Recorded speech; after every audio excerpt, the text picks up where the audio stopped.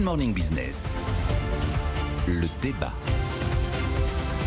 Rencontre aujourd'hui à Paris entre Emmanuel Macron et Olaf Scholz. La France veut des investissements, de la souplesse budgétaire. Et de son côté, Nicolas Dose, Olaf Scholz dit vouloir créer des réserves budgétaires dès maintenant pour être prêt à affronter la prochaine crise. On n'est pas tout à fait sur la même ligne.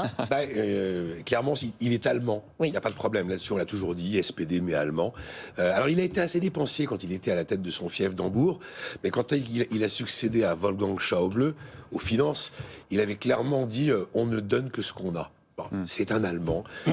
Il y aura des ambitions communes avec Emmanuel Macron, ambitions communes sur la taxe carbone très probablement, pour avancer vers un SMIC européen. Également l'idée qu'il faut avoir une souveraineté stratégique en Europe, qu'il faut qu'on soit moins dépendant, notamment dans les domaines de l'énergie, de la santé, de la politique extérieure ou de la technologie. Mais il ne faut pas se leurrer. Un Allemand restera un Allemand. L'argent va rester géré de manière nationale en Allemagne. D'ailleurs, comme les questions spatiales. Et il y a quand même des sujets sur lesquels on ne pourra pas aller au-delà de ce qui est, j'ai envie de dire, mécaniquement imaginable entre les Français et les Allemands.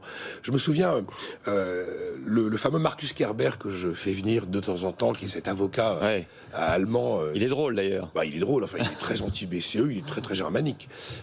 Et on avait évoqué ça au moment du 50e anniversaire du traité de l'Élysée. Et il avait dit, vous savez, quand on parle d'amitié franco-allemande, en fait c'est une mésentente cordiale. Et quand on parle du couple franco-allemand, il avait déclaré c'est un malentendu structurel. Et je pense que c'est très vrai. On va continuer à fonctionner ensemble, on va avancer sur des dossiers européens, mais il ne faut pas s'imaginer qu'effectivement ça va être la fourmi va devenir cigale, ça n'arrivera pas. Donc on ne va pas changer les règles du jeu en Europe, vous pensez Jean-Marc? Il n'y aura pas de nouveau terrain d'entente en dehors de celui qui existe déjà? Non, je ne pense pas. Je ne pense pas que c'est parce qu'il est allemand, c'est parce qu'il a du bon sens.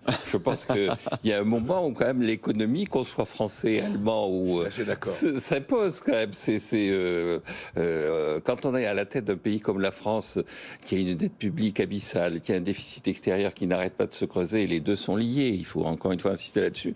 Et qu'on vienne réclamer de nouveaux assouplissements, je pense qu'on est à côté de la plaque.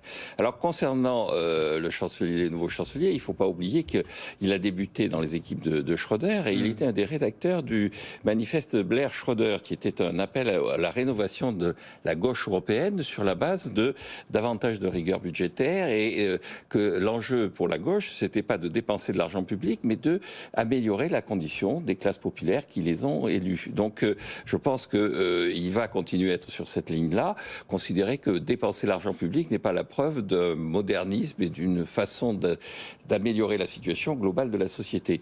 D'autant plus qu'il y a deux éléments qui jouent. Il y a quand même depuis le début de l'année 30 banques centrales qui ont remonté leur taux d'intérêt. Alors dans ces banques centrales, vous avez des banques centrales comme la Turquie qui luttent contre une spéculation sur sa monnaie, mais vous avez aussi, on en a déjà parlé ici, la Corée du Sud, la Norvège, le Mexique, des pays qui considèrent qu'effectivement la phase de taux d'intérêt bas, forte stimulation budgétaire, déficit budgétaire élevé était derrière nous.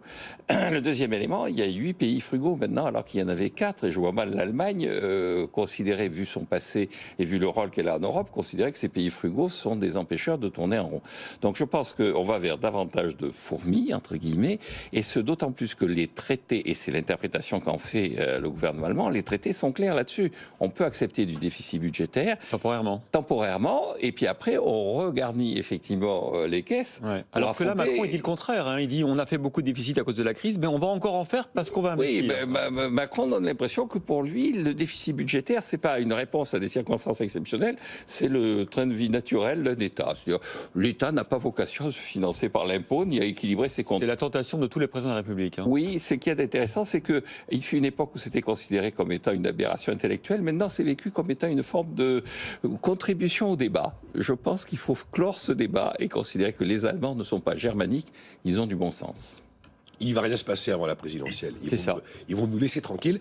Ça va être intéressant quand même, le débat sur les futures règles budgétaires qu'on va pouvoir partager. Et puis le débat aussi de la présidentielle en France, sur la rigueur ou pas, sur les économies ou pas, sur la réduction du rôle de l'État ou pas. Oui, Madame Pécresse a déjà dit que Emmanuel Macron était en train de cramer la caisse. Donc c'est plutôt une façon, elle a été ministre du budget aussi, d'annoncer qu'elle n'était pas sur la ligne on dépense, on dépense, on dépense. Ouais, après, il y a toujours les promesses et après, il y a Il y a les les politiques actes. menées, on l'a vu notamment, effectivement. Alors, il y a eu cette crise, mais aujourd'hui, est-ce que, effectivement, il va y avoir un vrai débat de politique budgétaire dans le débat présidentiel? C'est pas sûr. Hein. C'est pas sûr. Emmanuel Macron avait promis 60 milliards d'économies dans les dépenses publiques. Le moins qu'on puisse dire, c'est que c'est plus exactement son Non. Et discours. combien de réduction de nombre de fonctionnaires? 150 000, non? Oui, 200 000. 120 000, dont 60 000 pour l'État. Ouais, bon. Merci messieurs, on y reviendra évidemment C'est le sur grand absent du bilan. ce débat.